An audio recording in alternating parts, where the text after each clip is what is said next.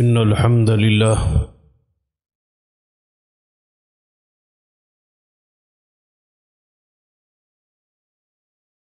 نحمده ونستعينه ونستغفره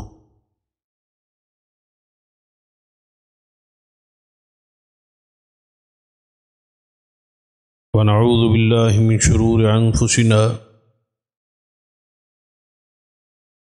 ومن سيئات أعمالنا من يهد الله فلا مضل له ومن يضلل فلا هادي له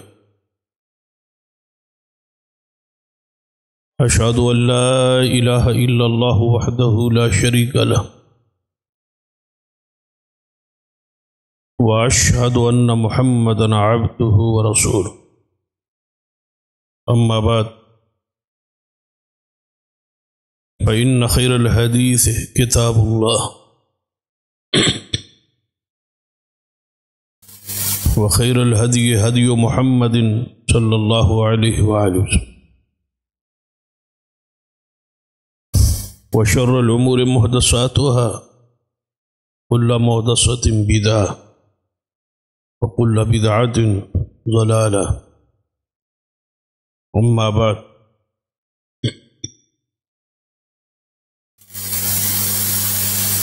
فأعوذ بالله السميع العليم من الشيطان الرجيم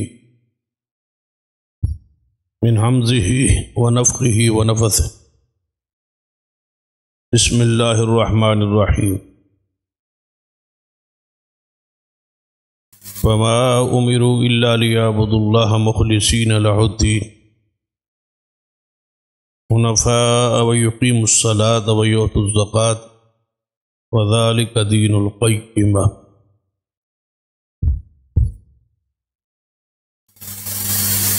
رب اشرح لي صدري ويسر لي أمري واحلل عقدة من لساني يفقهوا قولي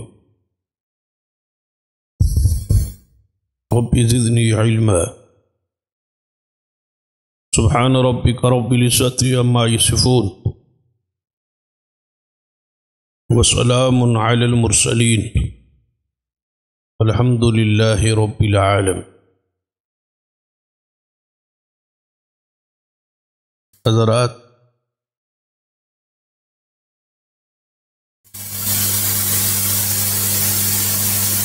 قیامت والے دن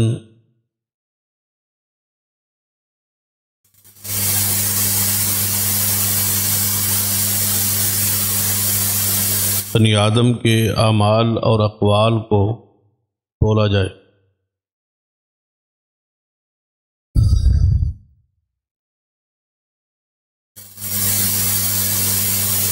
اور وہ تولنا حق ہے.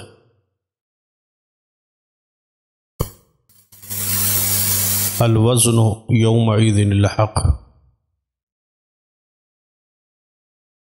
اس دن کا تول میزان حق ہے.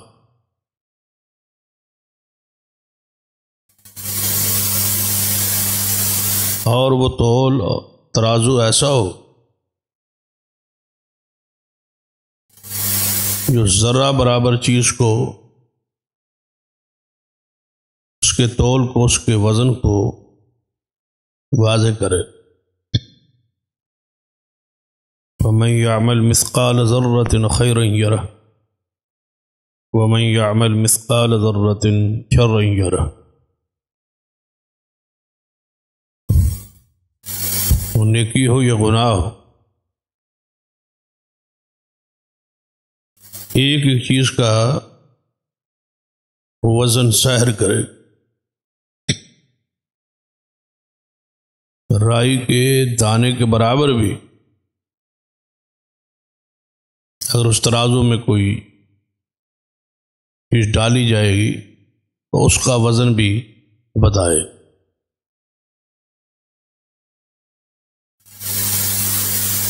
ایک روایت میں ہے کہ جوں کا جو انڈا ہے اس کا وزن بھی وہ بتائے.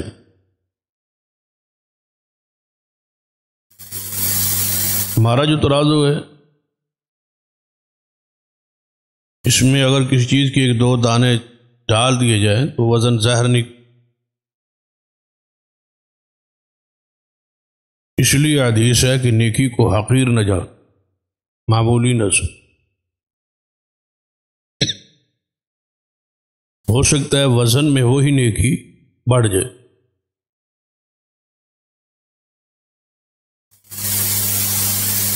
جیسا کہ آپ نے اکثر مشاہدہ کیا ہو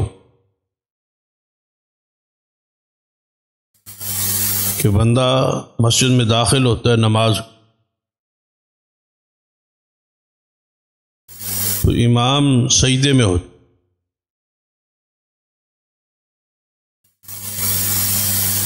یا رکوع میں چلا جاتا ہے یا سجدے میں پہنچ جاتا. آپ نے لوگوں کو دیکھا ہو وہ کھڑے رہتے ہیں، انتظار کرتے کہ امام دوسری رکعت کے لیے اٹھے تو ہم شامل.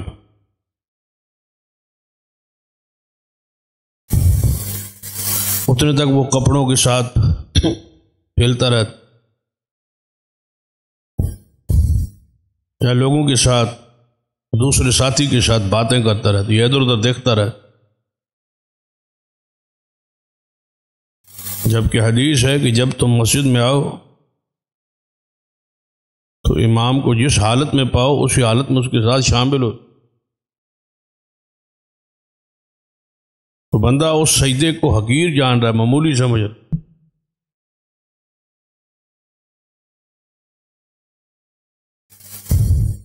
کھڑا ہے کہ یہ سجدہ ختم ہو اور امام اوپر اٹھ، گویا یہ سجدے کو یہ معمولی سمجھ رہا. ہو سکتا ہے یہی سجدہ اس کی جنت کے داخل کا ذریعہ ہو.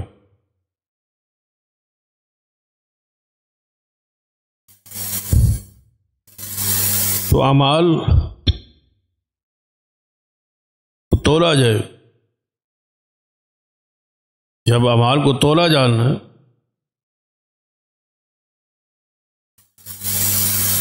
تو دو حیثیتوں سے یا دو چیزوں کو ظاہر کرنے کے لیے اعمال کو تولا جائے. ایک چیز اس کے اندر اخلاص کی طرف،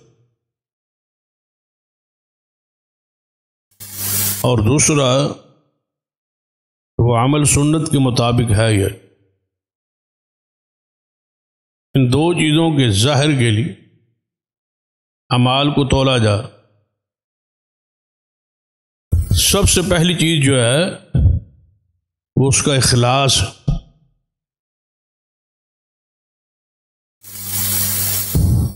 اخلاص کا معنی ہوتا ہے کہ اپنے دل کو اللہ کے لیے خالص کر لے،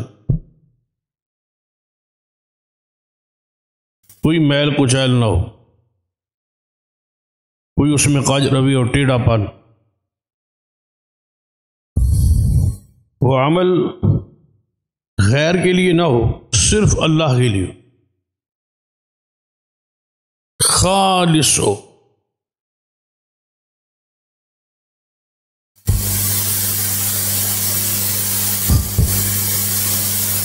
عربی میں جس گھی میں کوئی ملاوٹ نہ ہو، بالکل خالص گھی ہو، اسے کہا جاتا ہے خلاصۃ السمن، خالص گھی. دل میں بالکل تصور ہی نہ ہو غیر اللہ کا. وزن اس خلوص کو ظاہر کرے، وہ تول، وہ تکڑی، وہ تراز.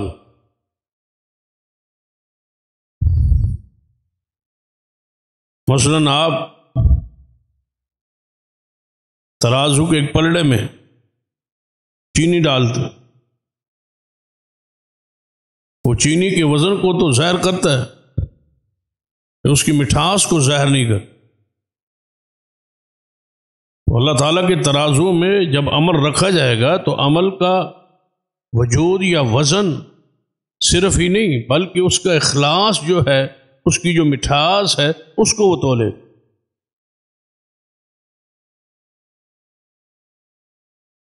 یا آپ ترازو کے پلڑے کوئی کڑوی چیز رکھتے ہیں، تنبا رکھ اور زیادہ کڑوا ہو، وہ اس کو وزن کو کرے گا لیکن اس کی کڑواہٹ کو تو نہیں تولے، لیکن اللہ تعالیٰ کا جو وزن ہے وہ اس کڑواہٹ کو، اس کی مٹھاس کو، اس کی کڑواہٹ کو وہ تولے گا، ظاہر کر، یعنی جو اندر اخلاص ہے اس کو تولنا ہے، کیونکہ عمل کے وجود کی کوئی حیثیت نہیں، اس کا وزن اخلاص اور سنت کے ساتھ۔ هل اتاک حدیث الغاشیہ وجوہ یومئذ خاشعہ عاملۃ ناصبہ تصلی نارا حامیہ۔ بہت سارے لوگ ہوں گے جو اعمال کر کے تھک گئے ہوں گے، لیکن فیصلہ جہنم کا ہوگا، کیونکہ اعمال میں کوئی اخلاص نہیں۔ وما امروا الا ليعبدوا الله مخلصین لہ الدین، سارے انبیاء اور رسول کو حکم دیا گیا کہ اپنے دین کو، اپنے ایمان کو خالص کرے، حنفاء ویقیموا الصلاة ویؤتوا الزکاۃ وذلک دین القیمہ۔ اس اخلاص کے بعد نماز قائم کریں اور زکوٰۃ، یہی اصل دین ہے، یہی ایمان ہے۔ قرآن پاک میں الا للہ الدین الخالص، خبردار اپنے دین کو اللہ کے لیے خالص کر۔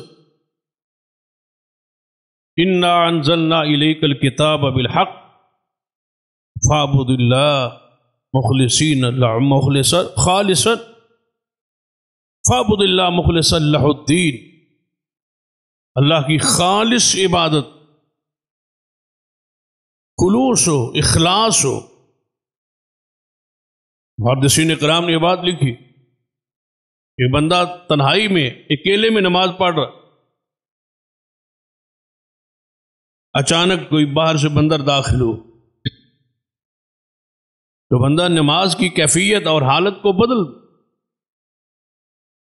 پہلے نماز پڑھ رہا تھا جلدی جلدی، جب پتہ چلا کوئی بندہ داخل ہو، اس کی نماز، قیام، قرات، سجدے، رکوع لمبے ہو گئے، اس بندے کو دکھانے کے لیے تو عمل برباد،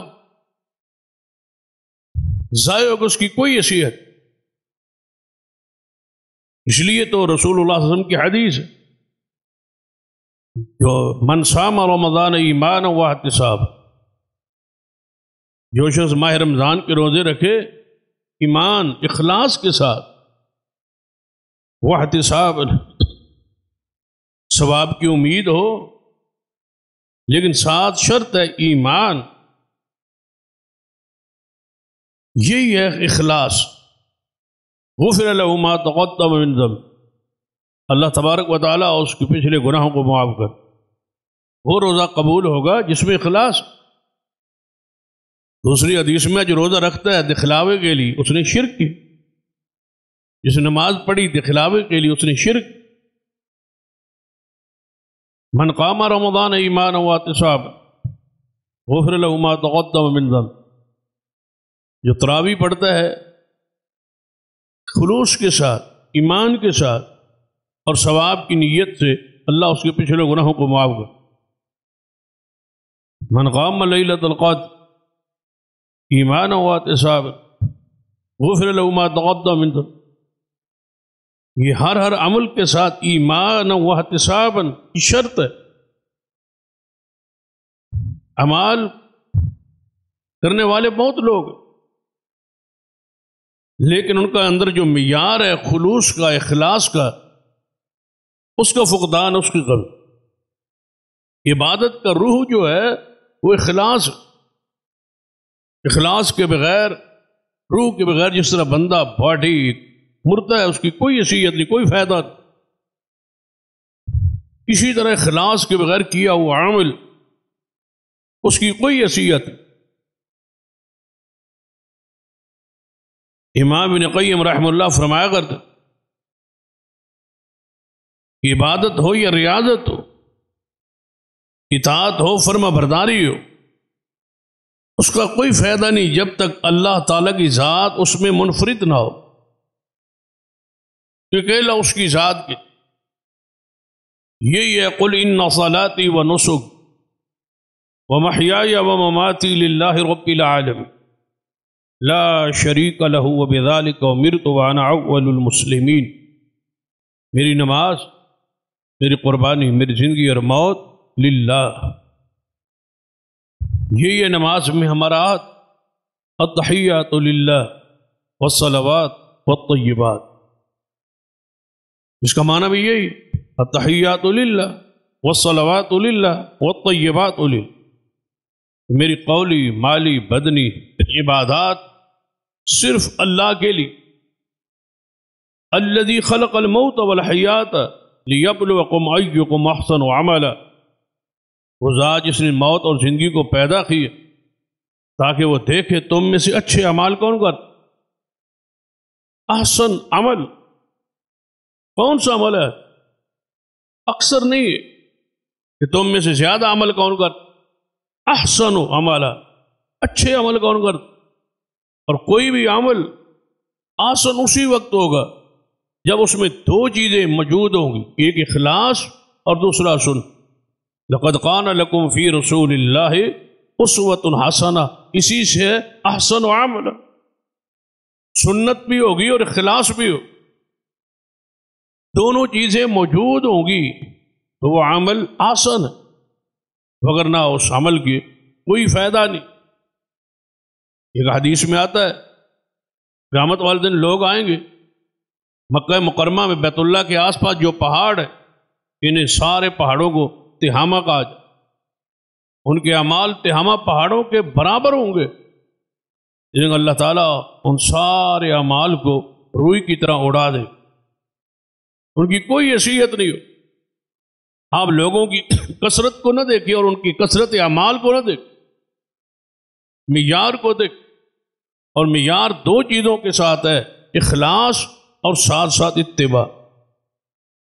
وَمَنْ أَحْسَنُ دِينًا مِّمَّنْ أَسْلَمَ وَجْهَهُ لِلَّهِ وَهُوَ مُحْسِنٌ، وہی اسی بندے کا دین اچھا ہے، اسے کا دین پیارا ہے جو صرف اللہ کے لیے عمل۔ اپنے آپ کو چیک کر، ماہ رمضان کے لمحات پہلا عشرہ ہے اور آپ میں سے اکثر روزے کی حالت، اپنے دل کو چیک کی، ایسا نہ ہو۔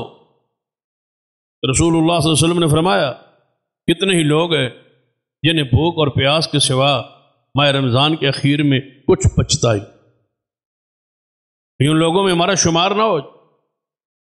دعا کریں اللہ ہمیں ایسے لوگوں سے محفوظ رکھ، ہمارا شمار ان لوگوں میں نہ ہو جس طرح وہ حدیث ہے صحیح حذیفہ، وہ شخص ہلاک اور برباد ہو جائے جس کی زندگی میں ماہ رمضان آئے اور وہ اللہ کو راضی نہ کر سکے۔ جب اللہ کی رضا اسی صورت میں حاصل ہوگی کہ عمل اس کے لیے ہو، یریدون وجہ یبتغون فضلا من اللہ، جب تک اس کی رضا مقصود ہی نہیں ہے تو اللہ راضی کیسے ہو؟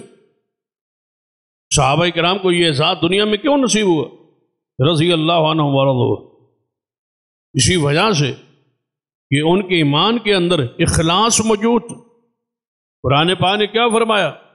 وَاصْبِرْ نَفْسَكَ مَعَ الَّذِينَ يَدْعُونَ رَبَّهُمْ بِالْغَدَاةِ وَالْعَشِيِّ يُرِيدُونَ وَجْهَهُ، اے پیارے حبیب جناب محمد صلی اللہ علیہ وسلم، ان لوگوں کے ساتھ جڑے رہیے، ان لوگوں کے ساتھ اپنے آپ کو روکے رکھیے۔ یہ کافر چاہتے ہیں کہ آپ کو صحابہ سے دور کر دے، صحابہ اکرام کو ہٹا دیا جائے، اٹھا دیا جائے۔ کافر کہا کرتے تھے کہ جب ہم آئیں تو یہ غریب صحابہ نہ بیٹھے، یہ فقیر صحابہ نہ بیٹھے۔ قرآن نے کیا؟ وَاصْبِرْ نَفْسَكَ مَعَ الَّذِينَ يَدْعُونَ رَبَّهُمْ بِالْغَدَاةِ وَالْعَشِيِّ يُرِيدُونَ وَجْهَهُ، پیارے انہی کے ساتھ بیٹھنا ہے، انہی کے ساتھ جڑے رہنا ہے، ان کو نہیں ہٹانا، ان کے ساتھ رہنا ہے۔ کیوں؟ یریدون وجہ، ان کی دل کی کیفیت کو میں جان، انہیں سوائے میری رضا کے اور کوئی چیز مطلوب ہی نہیں۔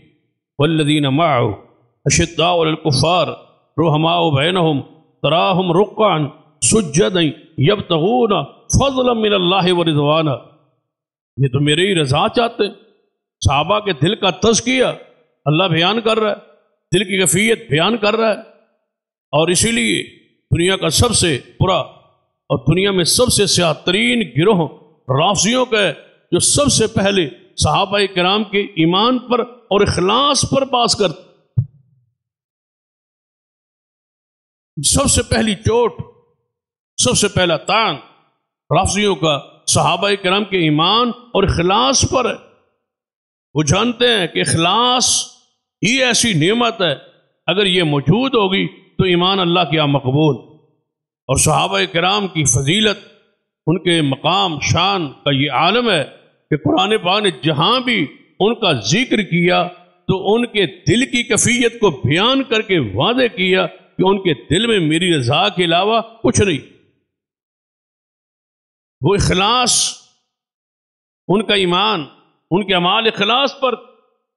فمن کان یرجو لقاء رب، قرآن پاک نے فرمایا جو شخص امید رکھتا ہے کہ وہ قیامت والے دن اللہ سے ملاقات کرے، اللہ سے ملنا چاہتا ہے، اللہ سے ملاقات چاہتا ہے، فَلْيَعْمَلْ عَمَلًا صَالِحًا، تو اسے چاہیے کہ وہ نیک عمل کیا ہے؟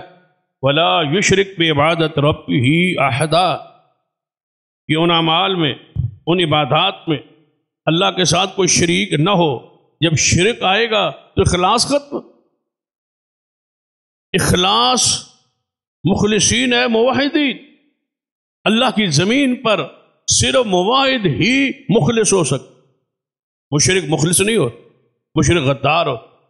مشرک اللہ کے ساتھ شرک کرنے والا ہے، اس کی عبادت شرک سے پاک نہیں ہے، شراکت آ رہی۔ موحد ہی مخلص ہے، اسی کے ایمان میں اخلاص ہے، کسی کی ملاوٹ نہیں۔ تو لہذا اپنے ایمان کو اس لحاظ سے چیک کریں کہ آپ کہاں کھڑے، اپنے دل پر جھانکیں، اپنے دل کے اندر ذرا، اپنے نفس، اپنے وجود کے اندر غور کریں کہ اپنے اعمال کی کیفیت کیا ہے۔ قرآن پاک نے کیا فرمایا؟ فَآتِ ذِی الْقُرْبَىٰ حَقَّهُ وَالْمِسْكِینَ وَابْنَ السَّبِیلِ، بس دے وہ حق، یعنی اپنے رشتہ داروں کو، مسکینوں کو اور مسافروں کو حق دے، ان کا حق دے، جو آپ کے مال میں ان کا حق۔ فَآتِ ذِی الْقُرْبَىٰ، فَآتِ ذِی الْقُرْبَىٰ حَقَّهُ، یہ حق ہے کس کا؟ مسافر، مسکین کا، رشتہ دار کا، آپ کے مال میں اس کا حق۔ فَآتِ ذِی الْقُرْبَىٰ حَقَّهُ، یہ اس کا حق ہے، اس پر احسان نہیں، یہ اس کا حق ہے، یہ آپ کا ہے ہی نہیں، یہ ہے ہی اس کا۔ جو دے رہے ہیں آپ زکوٰۃ، صدقہ، خیرات، مال، رشتہ دار کو، مسافر کو، مستحق کو، یہ اس کا حق ہے، آپ کا کوئی احسان نہیں۔ آپ کے مال کے اندر یہ اس کا حق ہے، آپ اس کا حق دے رہے۔ ذَلِكَ خَيْرٌ لِّلَّذِينَ يُرِيدُونَ وَجْهَ اللَّهِ، یہ ان لوگوں کے لیے ہے بہتر جو اللہ کا رضا چاہتے۔ وَأُولَٰئِكَ هُمُ الْمُفْلِحُونَ، اور کامیاب یہی ہے جو اللہ کا حق دیتے ہیں، جو زکوٰۃ، صدقہ، عشر دیتے ہیں غریبوں کو، یتیموں کو، مساکین کو، مسافروں کو، رشتہ داروں کو، کس کی رضا کے لیے؟ اللہ۔ یہی لوگ کامیاب۔ اور اگر ان کا مال اللہ کی رضا کے لیے نہیں تو یاد رکھیے، اپنے صدقہ و زکوٰۃ اور خیرات سے پہلے سوچیے کہ یہ مال آپ کس لیے دے رہے، کس بنیاد پہ دے رہے، کس وجہ سے دے رہے۔ وَسَيُجَنَّبُهَا الْأَتْقَى الَّذِي يُؤْتِي مَالَهُ يَتَزَكَّىٰ، وہ لوگ جہنم سے دور کر دیے جائیں گے جو اس کی راہ میں مال دیتے ہیں اس ارادے سے کہ میرا مال پاک ہو۔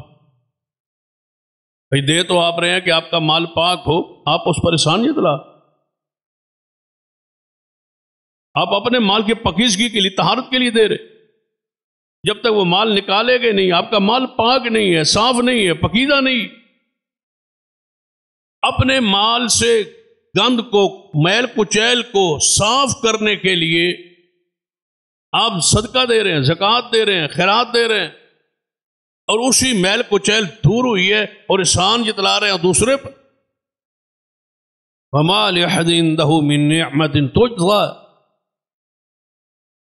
بدلے کی نیت نہ ہو، احسان کی نیت نہ ہو۔ اگر نیت میں یہ ہے کہ میں اس پر احسان کر رہا ہوں، اس غریب پر، اس یتیم پر، اس مسکین پر، اس حقدار پر، اس مدرسے پر، اس مسجد پر، جس پر میں خیرات دے رہا ہوں، اس پر احسان کر رہا ہوں، یا بدلے میں کوئی چیز مجھے ملے گی، تو یاد رکھیے پھر آپ کا یہ مال پاکیزہ نہیں، پاک نہیں ہو، پھر جہنم سے دوری کا یہ ذریعہ نہیں بنے گا۔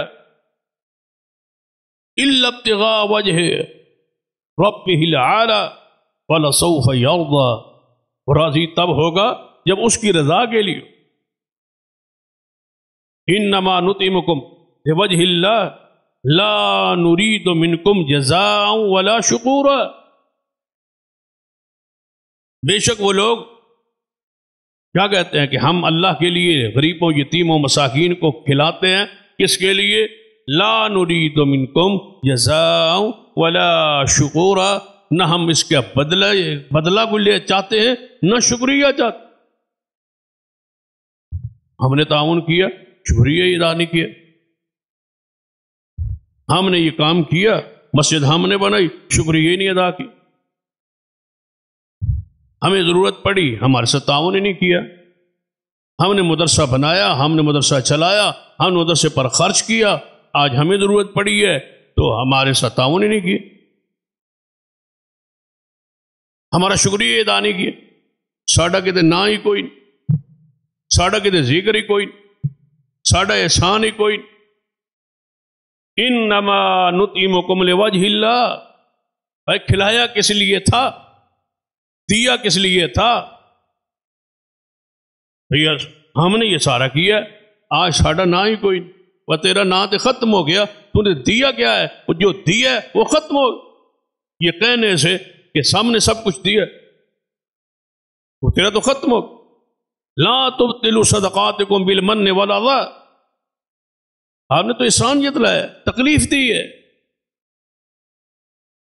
آپ کا تو دیا ہوا ختم ہو، کس کا بدلہ چاہتے ہو؟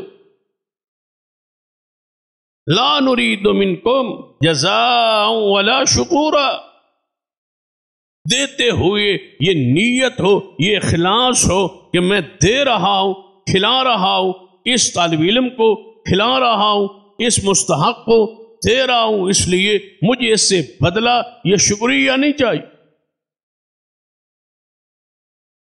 میں کیوں دے رہا ہوں؟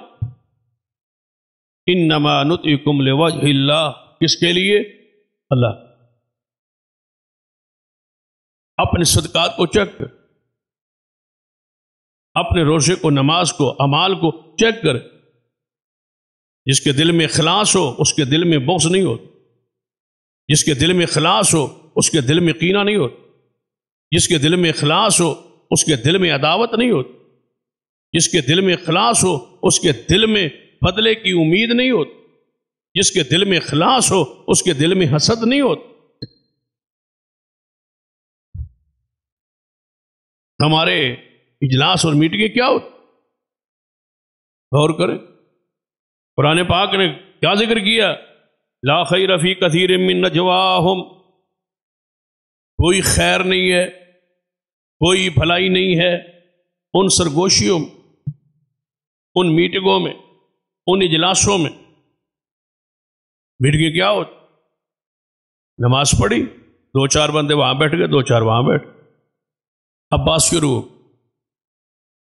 دو چار دروازے پہ کھڑے ہو، دو چار گلی کے اگلے نکر پہ کھڑے ہو، دو چار جا کے روڈ پہ کھڑے ہو. اب باس کیا ہو رہی؟ زیر باس کون؟ کوئی نہ کوئی بندہ ہو، کوئی خطیب ہوگا، عالم ہوگا، استاد ہوگا، طالب علم ہوگا، کوئی غریب ہوگا، کوئی یتیم ہوگا، کوئی مسکین ہوگا، کوئی محلے کا بند، اس پر بحث ہو. قرآن کو اس انداز سے پڑھے. یہ سورۃ النساء کی آیت نمبر 114 پڑھ رہا.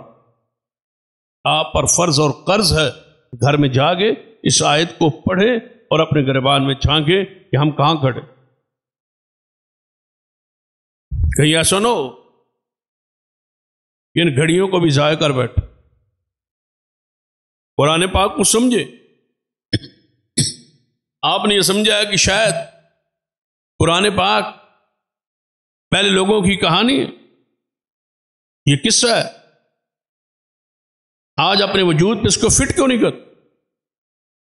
قرآن کیا کہہ رہا ہے؟ لا خیر فی کثیر من نجواہم، ان کی سرگوشیوں میں جو دو یا تین بندے کھڑے ہو کے یا بیٹھ کے کانوں میں باتیں کر رہے ہیں. دوسرا بندہ پاس سے گزرتا ہے، خاموش ہو جاتا ہے، پھر جا کے ساتھ بیٹھ جاتا ہے اور موضوع چھیڑ دے. لا خیر فی کثیر من نجواہم، ان سرگوشیوں میں کوئی خیر نہیں. آگے قرآن کہتا ہے ہاں سرگوشی کرنی ہے، میٹنگ کرنی ہے، اجلاس کرنا ہے، تو تمہارا موضوع کیا ہونا چاہیے؟ الا من امر بصدقۃ، آپ مشورہ کریں کہ صدقے کو کیسے کرنا ہے، کس پر کرنا ہے، اس پر کوئی میٹنگ، اس پر کوئی اجلاس، اس پر کوئی سرگوشی. کہ مسجد میں بیٹھے دیکھ رہے ہیں ادھر ادھر کہ مسجد میں کس چیز کی ضرورت ہے، یہ سرگوشی ہے، یہ مومن کی سرگوشی. مسجد میں کس چیز کی ضرورت، مسجد میں کون غریب،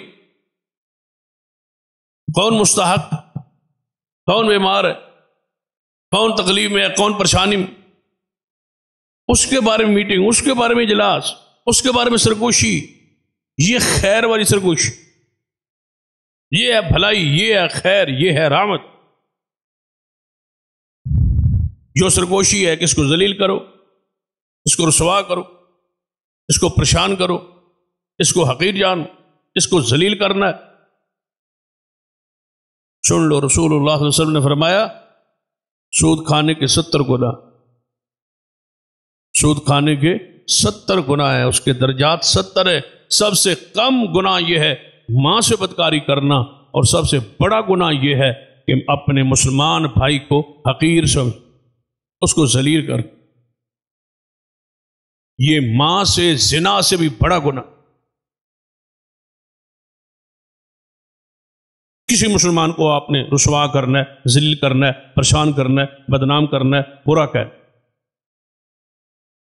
الا من امر بصدقۃ او معروف او اصلاح بین الناس. قرآن کہتا ہے تمہاری سرگوشیوں، مومنوں کی سرگوشیوں کے 3 ایجنڈے ہوتے. کس پر صدقہ کریں؟ ہماری سرگوشی ہے کہ صدقہ روکیں کیسے،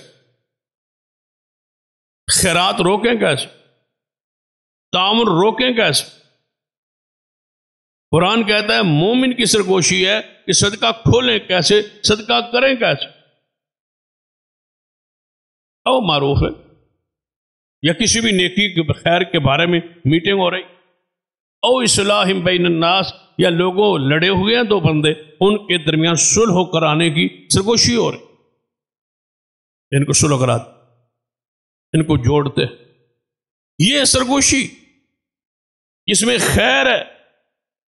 وَمَن يَفْعَلْ ذَلِكَ ابْتِغَاءَ مَرْضَاتِ اللَّهِ، جو یہ کام کرے اللہ کے لیے، اللہ کی رضا کے لیے، فَسَوْفَ نُؤْتِيهِ أَجْرًا عَظِيمًا، ہم ایسے شخص کو عنقریب بہت بڑا اجر عطا کر. اپنی سرگوشیوں پر، اپنی خفیہ میٹنگوں پر، اپنی بیٹھک اور مجلسوں پر غور کریں کہ آپ کا دل کا اخلاص ہو، دل خالص ہو، نیکی اللہ ہر صورت میں بندے کی قبول کرتا ہے، اور اسی کا بدن۔ ذرا اس حدیث پہ غور کر، سرور کائنات جناب محمد مصطفیٰ صلی اللہ علیہ وسلم نے ایک شخص کا واقعہ بیان کیا۔ آپ فرمایا ایک شخص نے یہ عہد کیا کہ آج میں رات کو خفیہ طور پر صدقہ دوں گا تاکہ کسی کو پتہ ہی نہیں، کیونکہ نبی علیہ الصلوۃ والسلام نے فرمایا کہ دائیں ہاتھ کو سے دے تو بائیں کو نہ پتہ چلے۔ خفیہ ترین صدقہ دینے والا شخص قیامت والا دن اللہ کے عرش کے نیچے ہو، کیونکہ اس میں اللہ کی رضا ہو۔ دکھلاوا ہو تو خفیہ کیوں کرے؟ اعلانیہ جائز ہے، لیکن اس کے لیے ذرا دل صاف ستھرا ہو۔ اب ذرا غور کرے، یہ شخص نے یہ اپنے کے ساتھ وعدہ کیا آج رات میں صدقہ لے کے نکلوں گا اور کسی غریب کو مستحق کو دوں گا، لیکن تاکہ کسی کو پتہ نہ۔ یہ رات کو نکلا، اس نے جا کے صدقہ ایک بندے کے حوالے، پیسے کافی تھے۔ جب ایک بندے کو اتنے رقم مل گئی، بھاری رقم مل گئی، تو وہ بندہ چور تھا، اس کا پیشہ ہی چوری تھا، کہیں رات کو نکلا ہوا تھا چوری پر، آگے سے یہ صدقہ خیرات مل گئی۔ سویرے بات مشہور ہو گئی کہ رات کو کوئی بندہ ایک کثیر رقم ایک بندے کو دے گیا ہے جو چور ہے۔ یہ ایسا صدقہ ہے جو چور کو دے گیا ہے۔ تو ہماری سب سے زیادہ پریشانی یہی ہے نا کہ ہم نے اس کو کیوں دیا، اس کو کیوں دیا، اس کو کیوں دیا۔ وہ کس کو دے گیا؟ چور کو۔ جب بات پھیلتے پھیلتے اس تک پہنچی، اس نے کیا کہا؟ اللہم لک الحمد، اے اللہ ساری تعریفیں تیرے لیے، میرا پیسہ، میری رقم، میرا صدقہ تو ضائع ہو گیا، میں ایک چور کو دیا۔ آج رات کو میں پھر لے کے نکلوں گا، صدقہ کروں گا اور مستحق تک پہنچوں۔ یہ رات کو پھر نکل، اللہ کا امر راستے میں اس نے دیکھا اندھیرے میں خاتون جا رہی ہے، اس کے حوالے کر دیا، اور یہ بیچاری کسی پریشانی میں ہے، اس کو چلو دے۔ وہ تو گھر سے نکلی تھی کسی کوٹھے اور جناح کے اڈے پہ جانے، تو سویرے بات مشہور ہوگی کہ رات کو ایک بہت بڑی رقم کوئی بندہ اپنی ضائع کر گیا اور زانیہ کو دے گئے۔ جب اس تک بات پہنچی تو وہ کیا کہتا ہے؟ اللہم لک الحمد، اے اللہ ساری تعریفیں تیرے لیے ہے، میرے تو رقم ضائع ہو گئی، میں ایک زانیہ کو دیا۔ پھر اس نے وعدہ آج میں پھر نکلوں، رات کو پھر صدقہ لے کے ایک بندے کے ہاتھ میں دیا۔ سویرے بات مشہور ہوئی کہ رات کو بہت بڑا مالدار کوئی شخص ہے، اس کو کوئی پیسے دے گیا، اب وہ مستحق نہیں، مالدار ہے، کھاتا پیتا ہے، اس کو کوئی زکوٰۃ صدقہ و خیرات دے، اس نے بھی لے لیا، کیونکہ صدقے کا عادی نہیں تھا، خیرات کرنے کا عادی نہیں تھا، کنجوس تھا، اس نے کہا چلو مال لا، مل رہا ہے، کہاں سے مل رہا ہے، لے لو، لے لی۔ سویرے بات مشہور کہ رات کو کوئی صدقہ دینے والا آج صدقہ دے گیا ہے اور کسی مالدار کو دے، وہ بچہ بندہ پریشان ہو کے بیٹھا ہے اور کہتا اللہم لک الحمد، اے اللہ ساری تعریفیں تیرے لیے، میری تینوں راتوں کے صدقے تو ضائع ہو گئے۔ لیکن سو گیا تو اس کو خواب میں یہ خبر دی گئی، یہ بشارت دی گئی کہ آپ پریشان نہ ہوں، آپ کے تینوں راتیں کی ہوئے صدقے اللہ نے قبول فرما۔ دینے والے کی نیت درست، مستحق تک نہیں پہنچ پایا، نیت درست۔ اپنی نیت پہ غور کریں، آپ کی نیت کیا ہے؟ نیت دیکھتے نہیں ہے، دوسرے کو دیکھتے ہو۔ اس نے کہا، اسے کہا گیا آپ پریشان نہ ہوں، آپ کے صدقے کو قبول کر لیا گیا ہے۔ چور چوری سے باز آ گیا، زانیہ زنا سے باز آ گئی ہے، مالدار نے آج کے بعد صدقہ دینے کا خیرات کرنے کا فیصلہ کر۔ تیرے مال سے ایک زانیہ زنا سے رک گئی، تیرے مال سے ایک چور چوری سے رک گیا، تیرا ضائع نہیں ہوا، تیری نیت کی بنیاد پر، تیرے اخلاص کی بنیاد پر تیرا مال، تیرا صدقہ قبول ہے۔ اور دوسری حدیث ذرا کھول ہے، صحیح البخاری، یہ بھی صحیح البخاری کی حدیث ہے، دوسری بھی صحیح البخاری، دونوں حدیثوں کو ذرا تولے، وزن کریں کہ ہم کہاں کٹ۔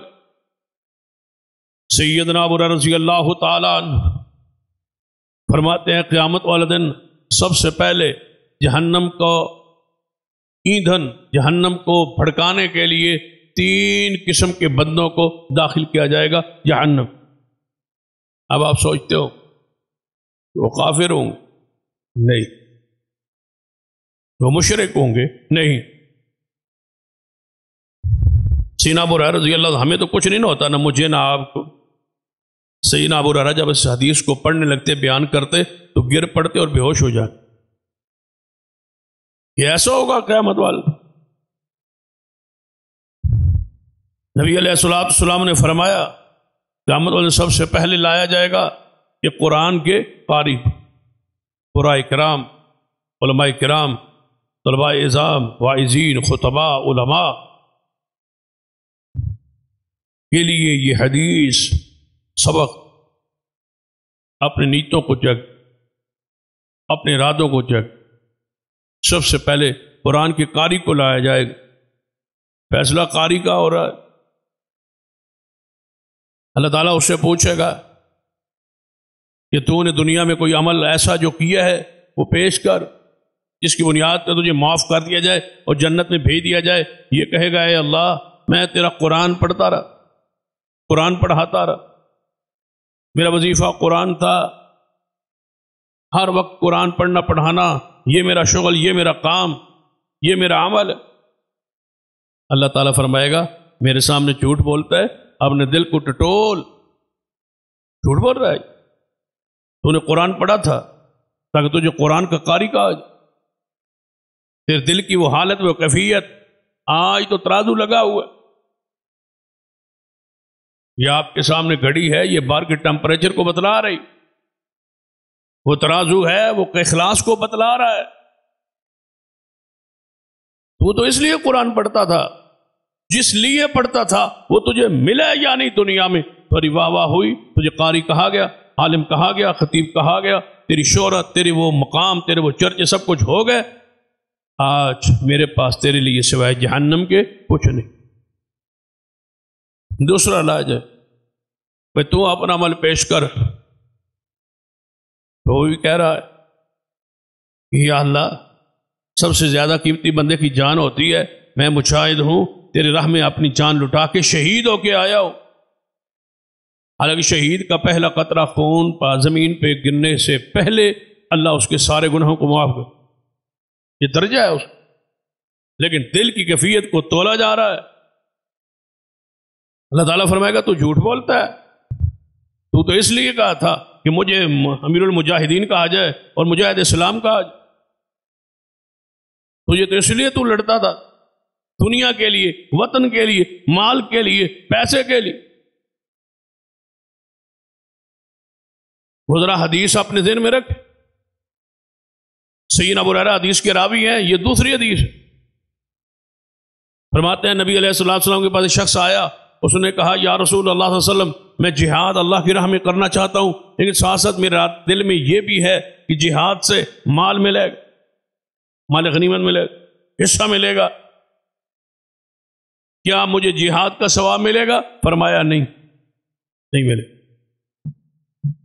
آیا صحابہ کو بتلایا، بعض صحابہ نے کہا مجھے سمجھنے میں غلطی لگی ہے، یا دوبارہ پوچھ۔ جب جہاد اللہ کے لیے ہے تو مال تو اس کے بدلے مل ہی جاتا ہے۔ اس نے جا کے دوبارہ پوچھا، رسول اللہ نے فرمایا نہیں ملے گا ثواب، نہیں ملے گا۔ تو جب اپنی جان لڑا دے، ذبح ہو جائے، ٹکڑے ہو جائے، ثواب نہیں ملے گا، اس لیے کہ تیری نیت میں دنیا بھی ہے اور آخرت، دو چیزیں نہیں۔ ایک چیز، اور وہ آخرت ہے، اللہ کی رضا۔ دوبارہ صحابہ نے کہا جا دوبارہ پوچھ۔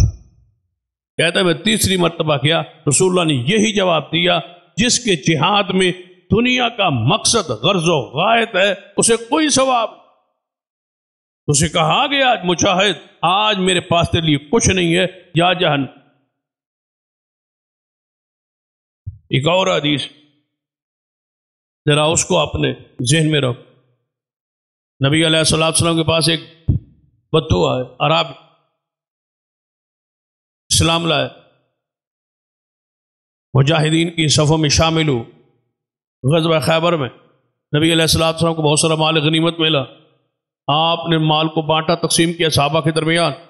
اس بدو کا عربی کا حصہ رکھا، وہ بکریاں چرانے گیا ہوا، آیا نبی علیہ الصلوۃ والسلام کے صحابہ اکرام نے اس کو مال پیش کیا۔ اس نے کہا یہ مال کیسا؟ اس نے کہا تو جہاد میں گیا تھا تو نبی صلی اللہ علیہ وسلم نے یہ تیرا حصہ وہاں سے مال غنیمت آیا، اس میں سے حصہ تیرے لیے خاص کیا ہے، یہ حصہ تیرا ہے۔ اس نے خوشی خوشی وہ مال کو وصول کیا، وصول کرنے کے بعد مال کو لیا، سیدھا رسول اللہ صلی اللہ علیہ وسلم کے پاس آ کے کہتا ہے یا رسول اللہ صلی اللہ علیہ وسلم یہ مال آپ نے مجھے دیا؟ فرمایا ہاں یہ تیرا جہاد میں حصہ تھا، ہم نے تیرا حصہ نکالا، یہ تیرا حصہ ہے۔ اس نے کہا یہ حصہ لے لیجئے، اللہ کی قسم میں اس لیے ایمان نہیں لایا تھا، میں اس لیے ایمان نہیں لایا تھا۔ بھائی تو کس لیے لایا تھا؟ کہتا ہے یا رسول اللہ صلی اللہ علیہ وسلم میں ایمان لایا تھا، ایمان لاؤں گا، اسلام میں داخل ہو جاؤں گا، اسلام میں داخل ہونے کے بعد جہاد کروں گا، جہاد کرنے کے بعد اس نے اپنی یہ انگلی جو ہے نا اپنی گردن کے اس جگہ پہ رکھی، کہتا ہے میرا خیال تھا کہ یہاں تیر لگے گا اور یہاں سے پار نکلے گا اور میں شہید ہوں گا، میں تو اس لیے آیا تھا، جنت میں جاؤں گا، یہاں تیر لگے گا۔ آپ نے کہا ٹھیک ہے، پھر مال آپ حضور نے واپس لے لیا۔ سویرے مارکے میں وہ گیا، وہی تیر لگا جہاں اشارہ کرتا تھا، پھر لایا گیا جنازے کو۔ رسول اللہ صلی اللہ علیہ وسلم نے فرمایا یہ وہی ہے نا؟ جی یا رسول اللہ وہی ہے۔ فرمایا جو کہتا تھا سچ کہتا تھا، یہ ہے وہ صدق کے دل، یہ ہے وہ اخلاص، یہ ہے وہ اندر کی کیفیت، اس کو بدلو۔ حضرات ہم آپ کے خیرخواہ ان نوجوانوں، ان دوستوں کو پیغام دینا چاہتے ہیں ماہ رمضان کے ان ایام میں اور ان ساعات کہ اپنے دل کی کیفیت کو بدلو، اپنے مزاج کو، اپنی حالت کو بدلو، ورنہ یہ لمحات گزر جائیں گے اور آپ کے پلے کچھ نہیں پڑے۔ رسول اللہ صلی اللہ علیہ وسلم نے پھر اس کا جنازہ پڑھایا، اور جنازہ پڑھاتے پڑھاتے حضور نے فرمایا اے اللہ یہ تیرا بندہ تھا، تیری راہ میں نکلا تھا اور شہید ہوا، اور میں محمد اس کی شہادت پر گواہی دیتا ہوں، یہ سچا تھا، اس نے جو کہا وہ پورا کیا، نیت ٹھیک ہو۔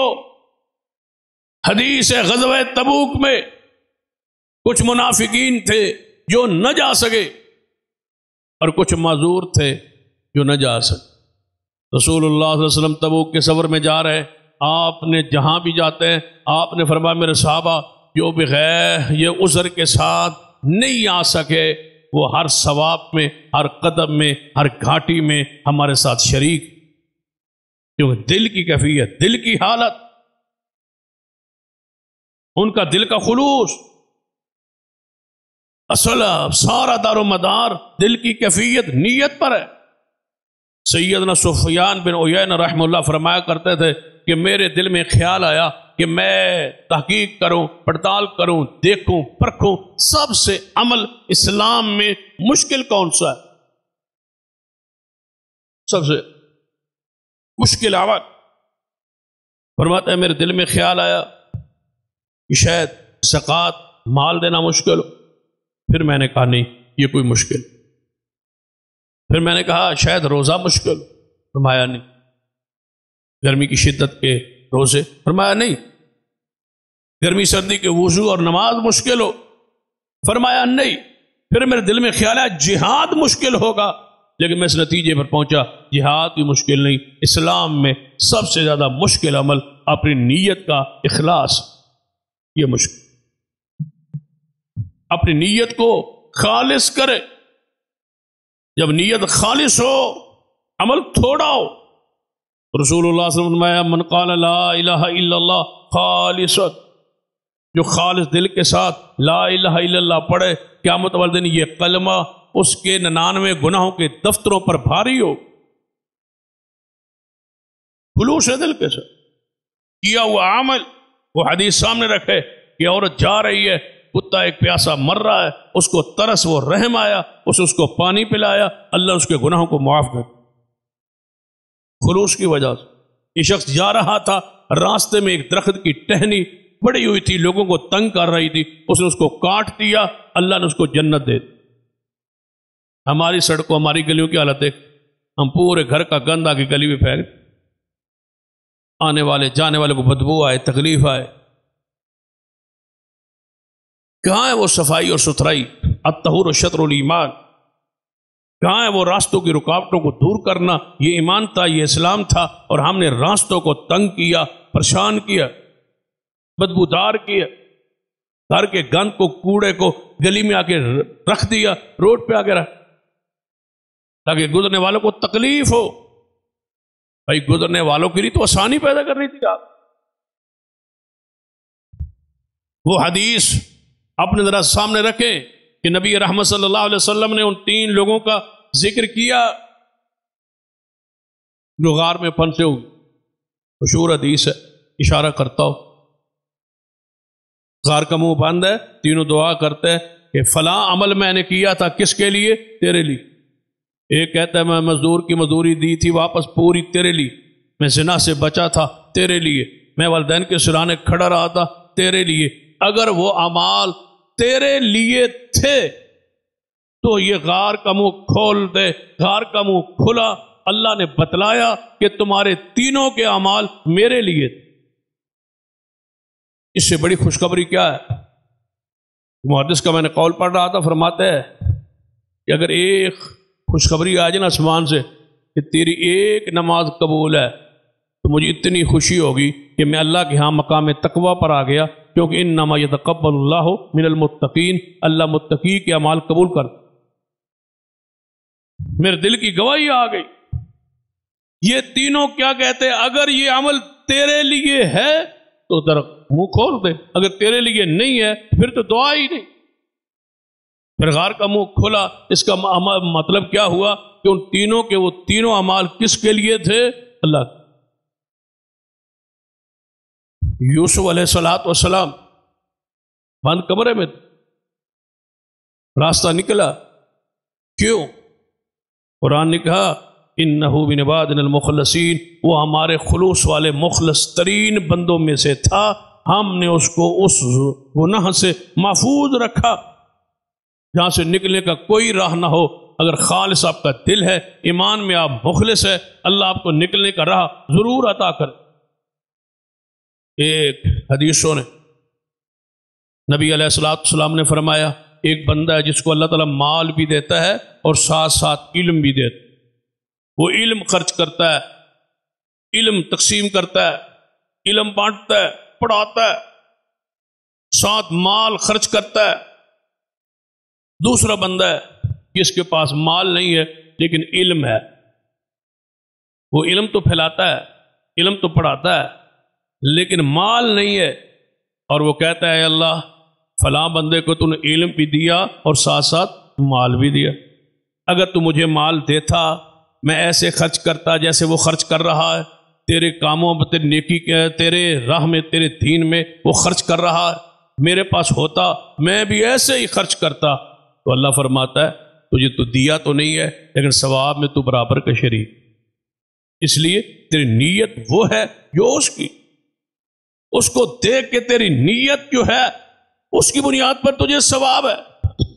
آپ فرما دوسرا وہ شخص جس کو اللہ مال دیتا ہے علم نہیں دیتا، علم سے کوڑا ہے، مال بہت، وہ مال گناہوں پہ خرچ کر، فحاشی پر، بے حیائی پر، بے دینی پر،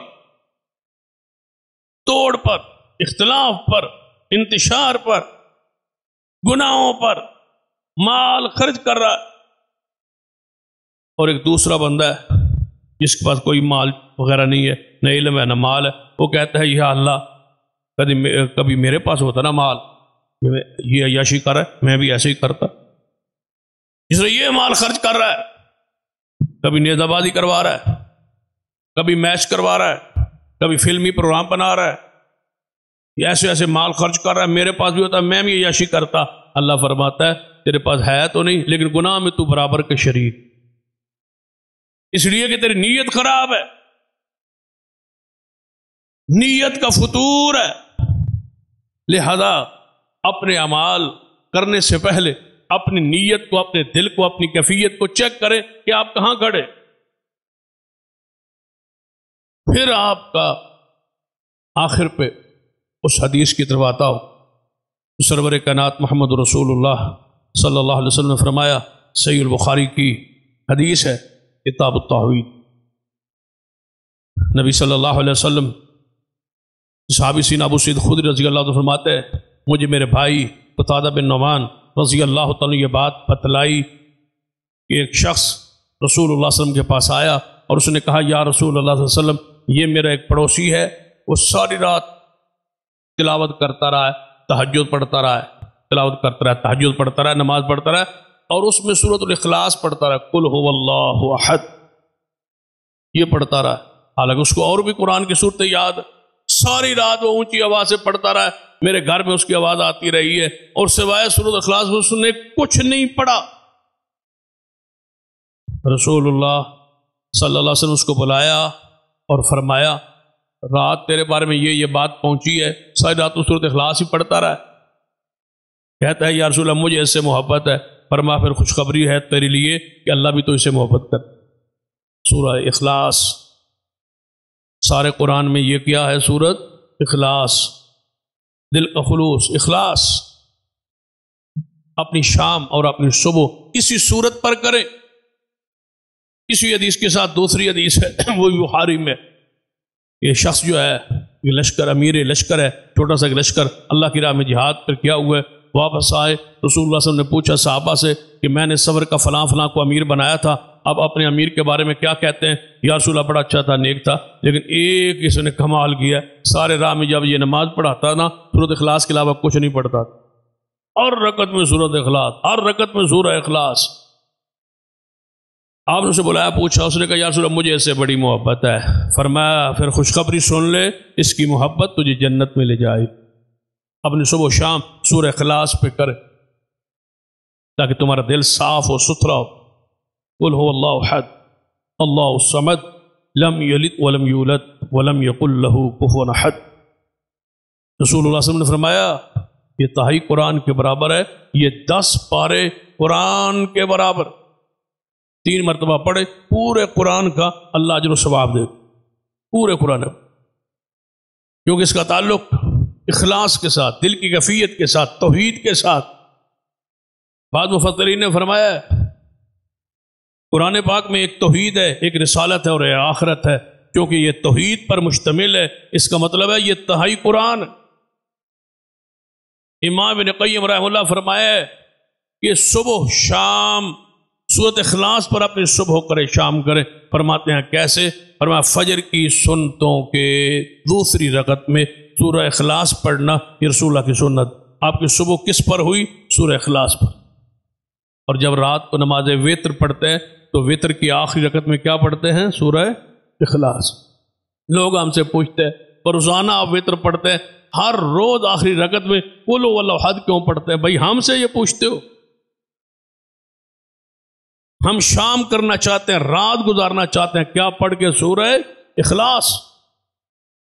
صبح شام کے اذکار میں رسول اللہ سورہ اخلاص کو رکھا ہے، صبح شام کے اذکار میں سورہ اخلاص، لہذا سورہ اخلاص تمہارے دل کو صاف کرے گی، ستھرا کرے گی، اس کے مطابق عقید۔ امام تیمیہ نے ایک بڑی پیاری بات کہی ہے، وہ سن لیں، فرماتے ہیں کہ تبت یدا ابی لہب، یہ بھی قرآن کی صورت ہے اور ساتھ ساتھ جڑی ہوئی، اور دوسری کیا ہے؟ قل هو اللہ احد۔ فرماتے دونوں اکٹھی ہیں، دونوں جڑی ہوئی ہیں، آپس ساتھ ساتھ ہیں، لیکن ایک کا موضوع اللہ کی مخلوق میں برا ترین شخص ہے، اور دوسری صورت کا موضوع اللہ کی ذات، مطلب قرآن ہونے میں برابر ہیں لیکن شان میں یہ ایک صورت 10 پاروں کے برابر ہے اجر و ثواب۔ قل هو اللہ احد، ادھر تبت یدا ابی لہب، قرآن میں تو برابر، قرآن ہونے کے ناطے برابر ہے۔ فرماتے ہیں سورۃ البقرہ دیکھ لیں، 2.5 پاروں پر مشتمل ہے، بڑی ہے، لیکن قرآن ہونے میں برابر ہے، اس کی عزت عظمت شان الگ موجود ہے، لیکن جو مقام، جو عزت، جو رتبہ اللہ نے سورہ اخلاص کو دی ہے، کاش ہمارا اس سورہ اخلاص کی طرح ہمارا عقیدہ اندر صاف ہو جائے اور اخلاص پیدا ہو جائے۔ وہ یہ وظیفہ ہے، اپنے اخلاص کو پیدا کرنے کے لیے کثرت کے ساتھ سورہ اخلاص پڑھا اور اس کے مطابق اپنا عقیدہ بنا۔ کافروں نے کہا تھا نا محمد مصطفیٰ صلی اللہ علیہ وسلم سے کہ ہاں اللہ کا نسب بیان کرے نا، اللہ کا حسب و نسب کیا ہے، نسب بیان کرے۔ رسول اللہ صلی اللہ علیہ وسلم خاموش، جبریل آئے، فرمایا بیان کیجئے، قل هو اللہ احد اللہ الصمد لم یلد ولم یولد، یہ ہے اس کا نسب، نہ اس کا کوئی باپ ہے نہ اس کی کوئی اولاد، ولم یقل لہ کفوا احد۔ اس صورت پر ہم چاہتے ہیں کہ اپنے خطبے کا اختتام کرے۔ اللہ تعالی ہمارے دلوں کا اندر اخلاص پیدا کر، ہمارے دلوں کو، دل کی جتنی بیماری ہے ان سے دور کر کے ہمارے دلوں کو صاف کر دے، ہمارے دلوں کو اللہ پاک کر دے۔ جب دل پاک ہو جائے گا، ناراضگیاں، غصے، کینہ، قدورت، بغض، حسد، یہ ساری بیماریاں مر جائیں گی، ختم ہو جائیں گی، مٹ جائیں گی، اور بندے کا صاف شفاف دل الا من اتى اللہ بقلب سلیم۔ وآخر دعوایا الحمد للہ رب